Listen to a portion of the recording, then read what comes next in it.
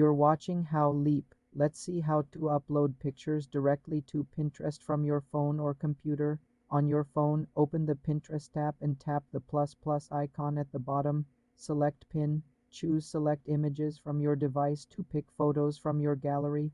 You can select multiple photos to create multiple pins.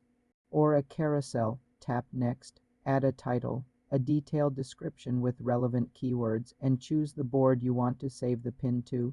You can also tag products or add a destination link. Tap Publish to share it. On a computer, go to Pinterest.com and log in. Click the plus plus icon in the top right corner. Select Create Pin.